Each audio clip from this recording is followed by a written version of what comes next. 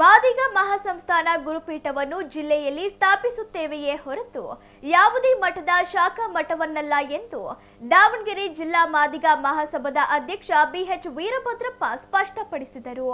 ನಗರದ ಶಿವಯೋಗಿ ಮಂದಿರದಲ್ಲಿ ಮಾದಿಗ ಸಮುದಾಯದ ಸಮಾಲೋಚನಾ ಸಭೆಯ ಬಳಿಕ ಸುದ್ದಿಗೋಷ್ಠಿ ನಡೆಸಿ ಅವರು ಮಾತನಾಡಿದರು. ಗುರುಪೀಠ ಸ್ಥಾಪಿಸುವ ಕುರಿತು ಸಭೆಯಲ್ಲಿ ಒಮ್ಮತದ ನಿರ್ಧಾರ ಕೈಗೊಂಡಿದ್ದೇವೆ. ಹರಿಹರ ಅಥವಾ ದಾವಣಗೆರೆಯಲ್ಲಿ ಗುರುಪೀಠ ಸ್ಥಾಪನೆಯಾಗಲಿದೆ. ಆಗಸ್ಟ್ 15ರಂದು ನಗರದ ಹೈಸ್ಕೂಲ್ ಮೈದಾನದಲ್ಲಿ 25,000 ಜನರನ್ನು ಸೇರಿಸಿ ಅದ್ದೂರಿ ಕಾರ್ಯಕ್ರಮ ನಡೆಸುತ್ತೇವೆ. ಜೊತೆಗೆ ನೂತನ ಸ್ವಾಮೀಜಿಗೆ ಪಟ್ಟಾಭಿಷೇಕ ನೆರವೇರಿಸುತ್ತೇವೆ ಎಂದರು. ಸುದ್ದಿಗೋಷ್ಠಿಯಲ್ಲಿ ಮುಖಂಡರಾದ LM Hanumanthappa, Shambhulingappa, Heggere Rangappa, ಎಲ್ಡಿ ಗೋಣಿಪ್ಪ, H Mallesh, Nallur Shekharappa, C Basavarajappa ಸೇರಿದಂತೆ ಅನೇಕರಿದ್ದರು. ಆದಿ ಕರ್ನಾಟಕ ವಿದ್ಯಾಭಿವೃದ್ಧಿ ಸಂಘದ ಅಧ್ಯಕ್ಷರಾದ ಎಲ್ಎಂ ಹನುಮಂತಪ್ಪನವರ ಅಧ್ಯಕ್ಷತೆಯಲ್ಲಿ ಒಂದು ಪೂರ್ವಭಾವಿ ಸಭೆಯನ್ನು ಕರೆದ್ವಿ. ಏನು ಕರೆದ್ವಿ ಅಂದರೆ, ನಾವು ಒಂದು ಮಠ ಮಾಡಬೇಕಾದ್ರೆ ಒಂದು ಸಂಘ ಸಂಸ್ಥೆಗಳು ಇರಬೇಕು. ಒಂದು ಸಂಘ ಸ್ಥಾಪನೆ ಮಾಡಿದರೆ ಅದು ದೊಡ್ಡದಾಗಿ ನಮಗೆ ಒಂದು ಶಕ್ತಿ ಬರ್ತಿದೆ. ಆ ರೀತಿ ಒಂದು ಮಾದಿಗ ಮಹಾಸಭಾ ಮಾಡೋಣ ಅಂತ ಒಂದು ಶಕ್ತಿಯನ್ನು ಜನರು ಕೊಟ್ಟರು. ಜಿಲ್ಲೆಯಲ್ಲಿರ್ತಕ್ಕಂಥ ಆ ಶಕ್ತಿ ಪ್ರಕಾರ ಒಂದು ಮಹಾಸಭಾವನ್ನು ನಾವು ರಚನೆ ಮಾಡಿಕೊಂಡು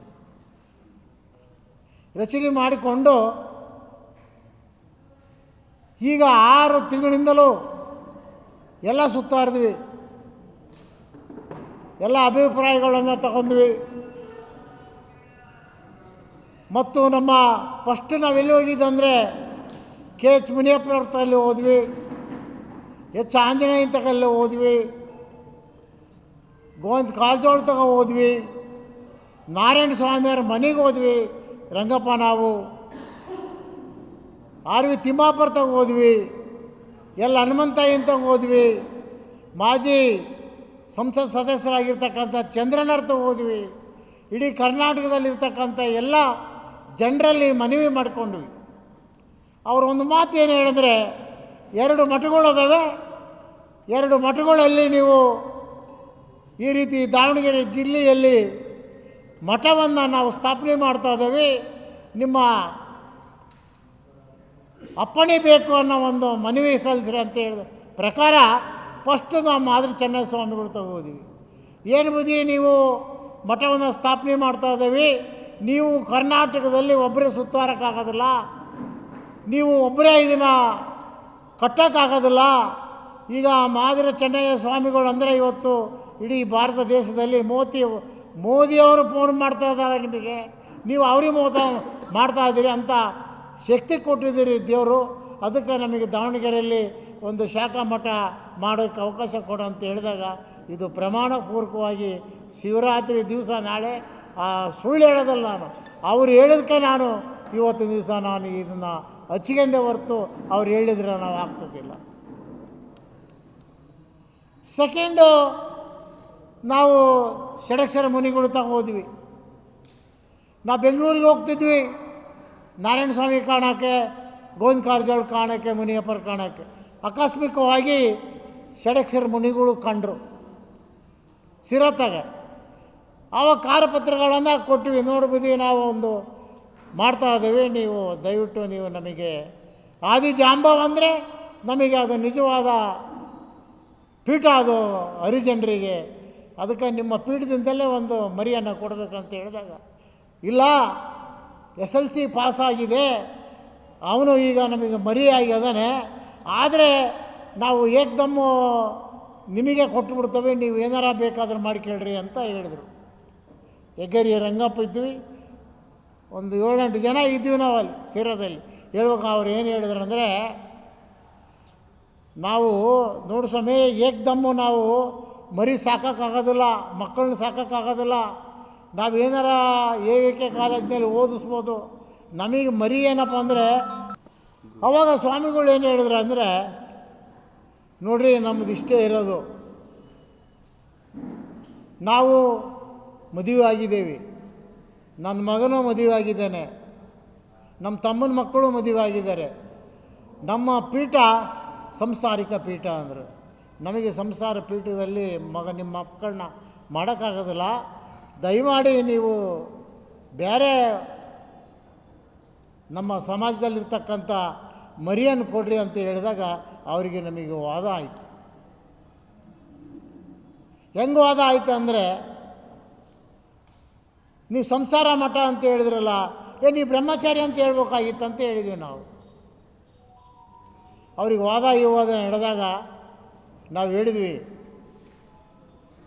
ನಾವು ಇವತ್ತಿನ ದಿವಸ ಪೀಠ ಮಾಡೋದು ಯಾಕೆ ಅದಕ್ಕೋಸ್ಕರ ಅಂತ ಹೇಳಿದ್ರೆ, ಹೊಟ್ಟಿಪಾಡಿಗೆಲ್ಲ, ಜೀವನಕ್ಕಲ್ಲ, ಬ್ರ್ಯಾಂಡಿ ಶಾಪ್ ಕೇಳೋಕ್ಕಲ್ಲ, ಓಸಿ ಆಡಿಸ್ಕೊಳಕ್ಕಲ್ಲ,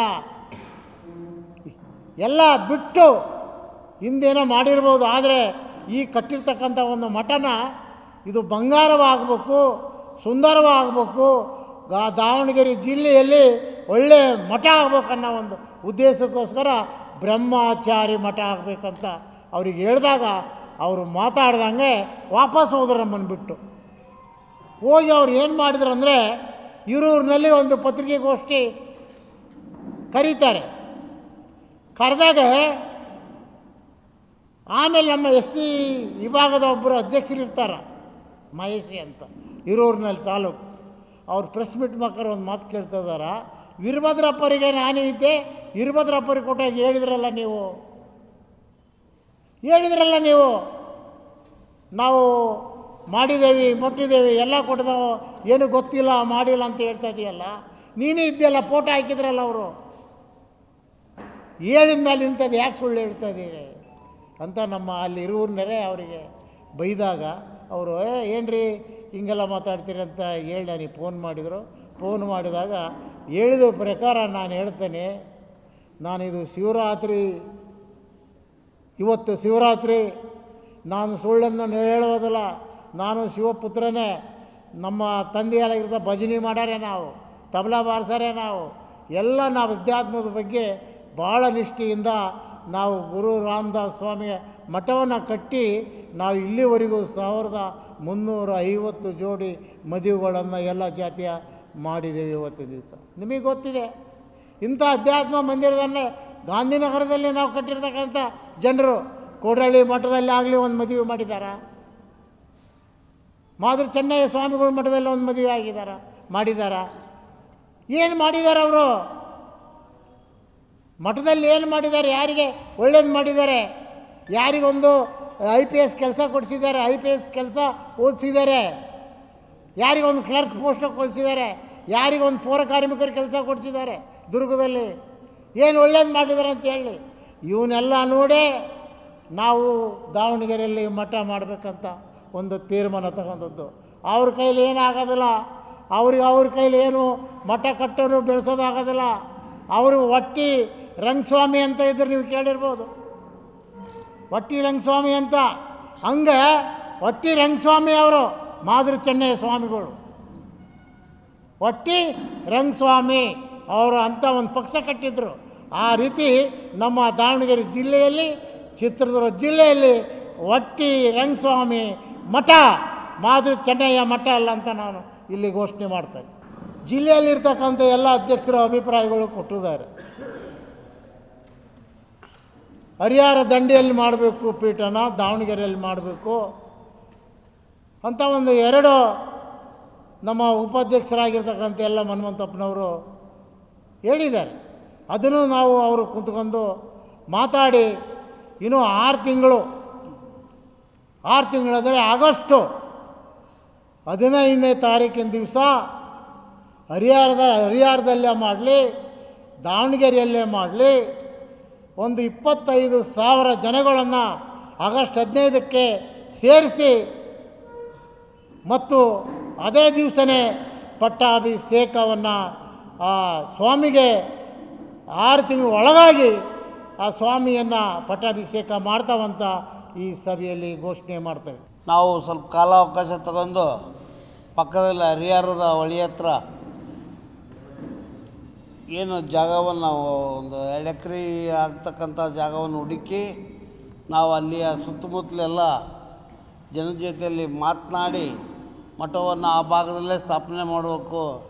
ಯಾಕಂದರೆ ಈ ರೈಟ್ ಸೈಡಿಗೆ ಬಲಗಡೆಗೆ ಯಾಕೆ ಬೆಳೀತಾ ಇಲ್ಲ, ಎಡಗಡೆಗೆ ಎಲ್ಲ ಮಠಗಳು ಬರೋದ್ರಿಂದ ನಾವು ಈ ಸೈಡ್ಗೆ ಹೋಗೋಣ, ಹೊಳೆ ದಂಡಿ ಸೈಡ್ಗೆ ಅಂತಂದೇಳಿ ನಾವು ಎಲ್ಲರೂ ಎಲ್ಲ ವಿಶ್ವಾಸಕ್ಕೆ ತಗೊಂಡು ಇಲ್ಲೇ ಮಠನ ಮಾಡಬೇಕು ಅನ್ನೋದನ್ನು ವೀರಭದ್ರಣ್ಣರು ಹೇಳಿದಂಗೆ ನಮ್ಮ ಎಲ್ಲ ಸಮಾಜದವ್ರ ಹತ್ರ ಕೇಳ್ಕೊಳ್ತೇವೆ.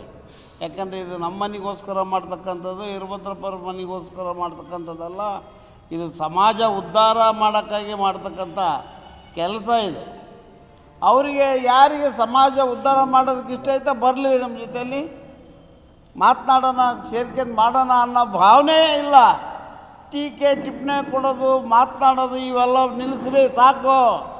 ಇಲ್ಲಿವರೆಗೆ ನಾವು ಆಗಲೇ ಪಲ್ಲಕ್ಕಿ ಒತ್ತದ್ದಾಗಿದೆ, ಇನ್ನು ಮುಂದೆ ಬೇಡ. ನಮ್ಮದೇ ಆದಂಥ ಮೀಸಲಾತಿನ ವರ್ಗೀಕರಣ ಮಾಡೈತಿ ಸರ್ಕಾರ. ನಾವು ಮಾದಿಗ ಜನಾಂಗದವರು ಈ ರಾಜ್ಯದಲ್ಲಿ ಎಷ್ಟು ಜನ ಇದೀವಿ ದೇಶದಲ್ಲಿ ಅನ್ನೋದನ್ನು ಭಾಳ ಸ್ಪಷ್ಟವಾಗಿ ಹೇಳಿದ್ದಾರೆ, ನಮ್ಮ ಕೈಯಲ್ಲಿ ಅಧಿಕಾರ ಕೊಟ್ಟಿದ್ದಾರೆ. ಈಗ ನಾವು ನಮ್ಮ ಜನಾಂಗದ ಮಠವನ್ನು ಮಾಡ್ಕೊಳ್ಳೋದಕ್ಕೆ ನಮಗೆ ಅಧಿಕಾರ ಇದೆ, ನಾವು ಮಾಡ್ಕೊಳ್ಳೋಣ. ಈಗ ಮಾಡ್ಕೊಂಡು ನಾವು ಮುಂದೆ ಬೆಳೆಸೋಣ ಅನ್ನೋ ಭಾವನೆಯನ್ನು ಇಟ್ಕೊಂಡು ಹೋಗೋಣ ಅಂತಂದೇಳಿ ಈ ಸಂದರ್ಭದಲ್ಲಿ ನಾನು ಒಂದು 2 ಮಾತನ್ನು ಹೇಳೋಕ್ಕೆ ಇಷ್ಟಪಡ್ತೇನೆ.